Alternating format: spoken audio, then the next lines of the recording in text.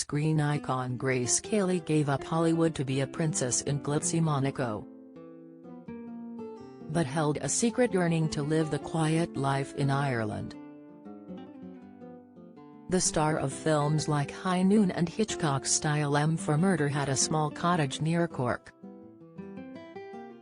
Grace, or Princess Grace of Monaco as she became, was of Irish descent, and one of her closest confidants, film director Robert Dornhelm, today reveals her wish to live in her ancestral homeland.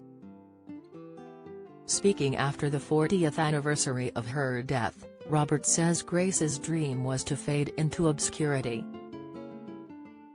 He reveals she longed to walk through Paris unrecognized and was, at heart, an ordinary woman who dreamed of a simpler life.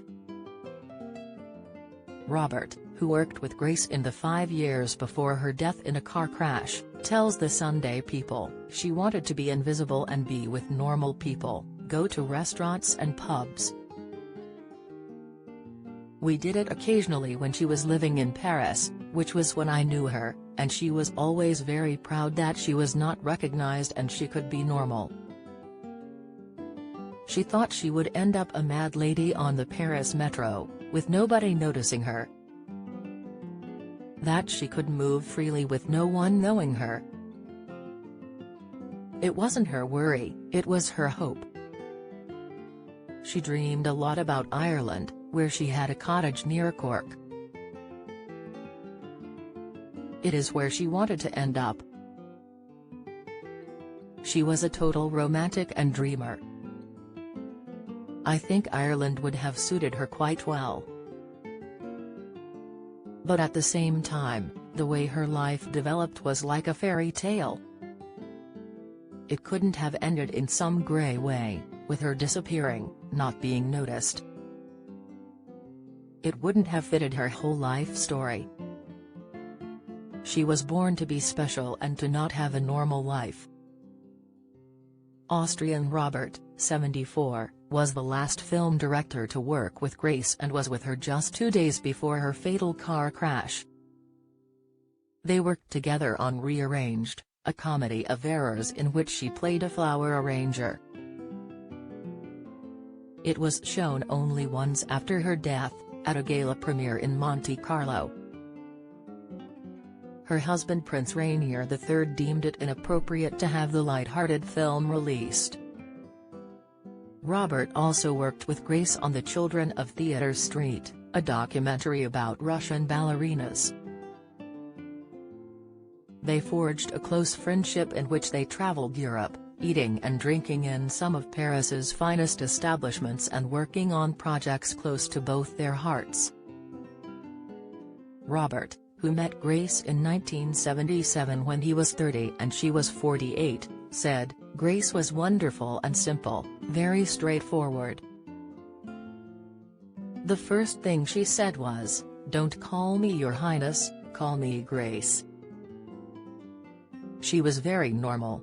Very easygoing and uncomplicated. She was shining, you could not take your eyes off her. She filled the room.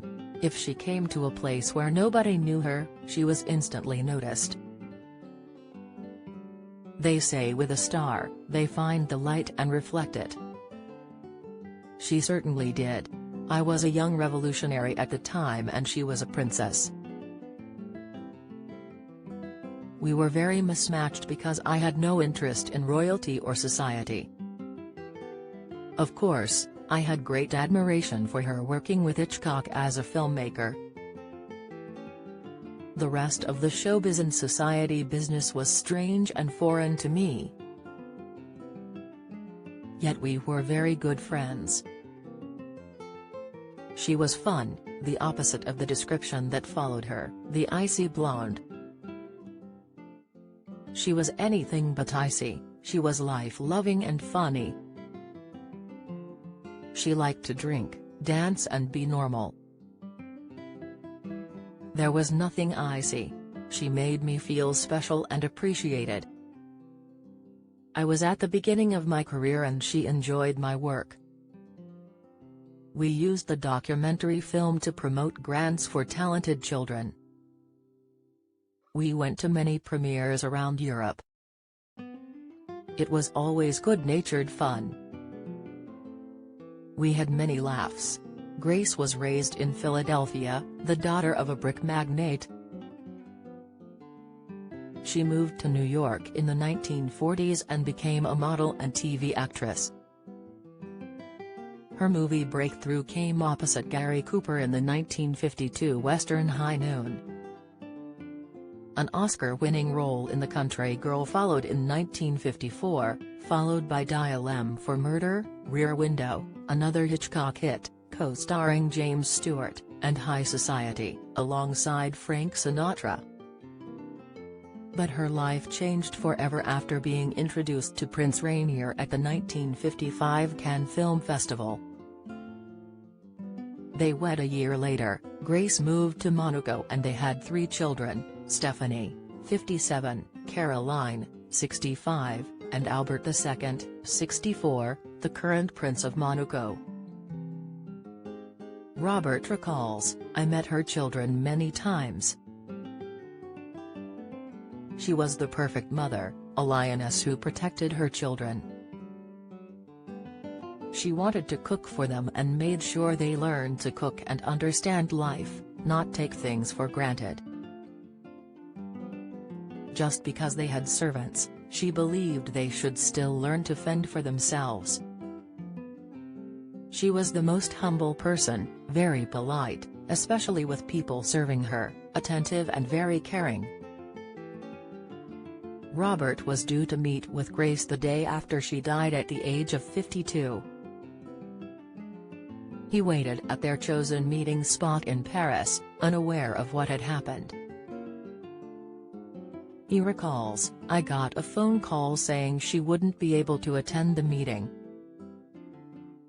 She had had an accident and broken her leg. Then I got a call an hour later from America. It was the middle of the night. They said, 'Wake up, wake up. Princess Grace has died.' I didn't want to believe it, I thought it was a misunderstanding. It seemed unreal. Why her? I was devastated. I flew to Monte Carlo a day later and met with her family.